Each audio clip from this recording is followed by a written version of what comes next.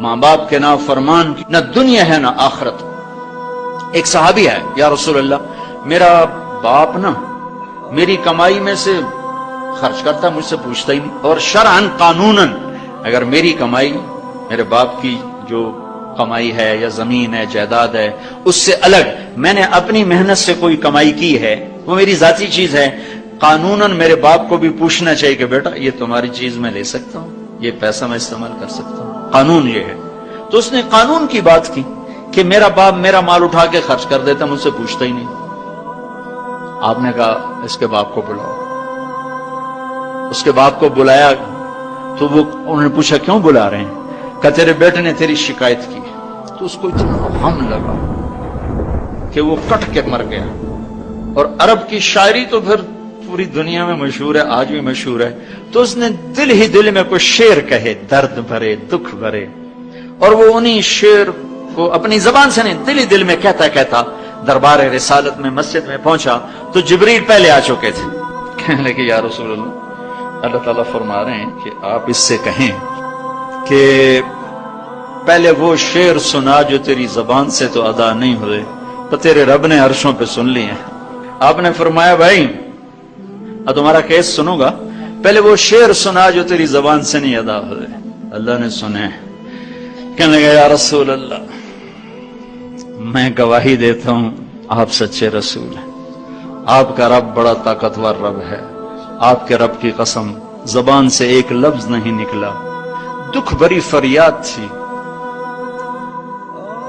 جو دل کی دنیا میں اٹھی اور وہیں گم ہو گئی، سینے سے اٹھی اور سینے میں ہی دفن ہو گئی، پر آپ کے رب نے عرشوں پہ سن لیا۔ آپ نے کہا اچھا سنا تو صحیح میرے بھائی۔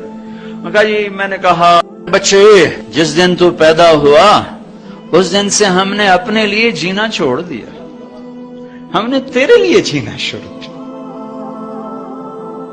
گرمی سے لڑے، سردی سے لڑے، موسموں سے لڑے، حالات کے آہنی پنجوں سے رزق نکالا، جبڑوں سے رزق نکالا، جوانی کو قربان کیا، صحت کو قربان کیا، اپنے جذبات کو سلا دیا، تیرے چہرے کی ایک مسکراہٹ دیکھنے کے لیے ساری ساری رات کام کیا، سارا سارا دن کام کیا، کبھی دھوپ میں کبھی سردی میں، کبھی گرمی سے لڑا کبھی سردی سے لڑا، کبھی موسم سے لڑا کبھی بھوک سے لڑا، تجھے کھلایا خود بھوکا رہا، تجھے پلایا خود پیاسا رہا، تجھے چھاؤں میں لٹایا خود دھوپ میں بیٹھا، تجھے سکھ پہنچایا خود دکھ جھیلا، میری تو زندگی پھر تیرے لیے ہوگی، میں نے اپنے لیے جینا چھوڑ دیا۔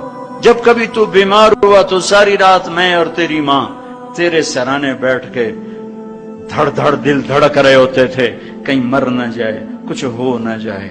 ہسپتال پہنچیں، ڈاکٹر کو بلاؤ، ٹیکسی بلاؤ، گاڑی بلاؤ، رکشہ بلاؤ، جلدی سے ہسپتال پہنچاؤ۔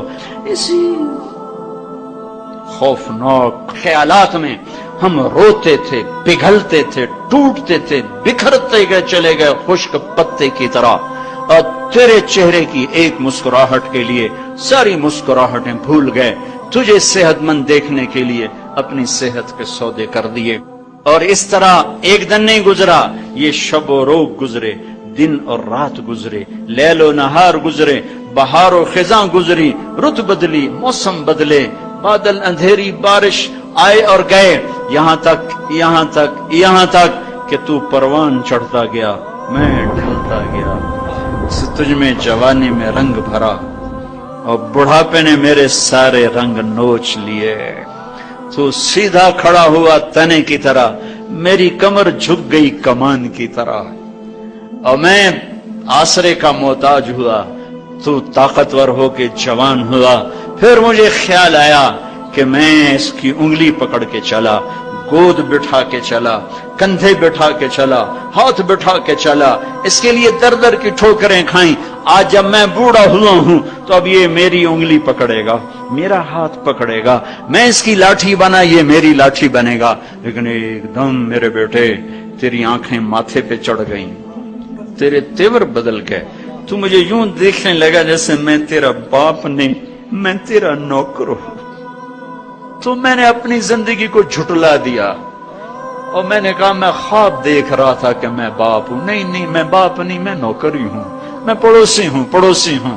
تو اچھا میرے دوست، اگر میں پڑوسی ہوں تو پڑوسی کو بھی تو لوگ پوچھ ہی لیتے ہیں. کبھی مجھے پوچھ ہی لیتا کہ بھائی کسی چیز کی ضرورت تو نہیں، کچھ چاہیے تو نہیں. یہ اتنے درد بھرے اشعار ہیں کہ میرے تو اتنی فصاحت نہیں کہ میں اس کا ترجمہ کر سکتا، لیکن یہ وہ اشعار تھے کہ میرے نبی زار و قطار روتے اور آپ ٹوٹ پڑے اور آپ کی داڑھی آنسوں سے تر ہو گئی اور آپ نے اس کو گریبان سے پکڑا اور یوں جھٹکا دے کر اٹھ جا، دفع ہو جا. انت ومالک لابیک، تو باپ کے خلاف مقدمے کرتا ہے، نکل جا، تو اور تیرا سب کچھ تیرے باپ کا ہے. یہ صرف روزے شب قدر سے متعلق نہیں ہے کہ ماں باپ کا نام فرمان ہے تو اس کی شب قدر برباد ہو گئی، ماں باپ کا نام فرمان ہے تو سب کچھ برباد ہو گیا.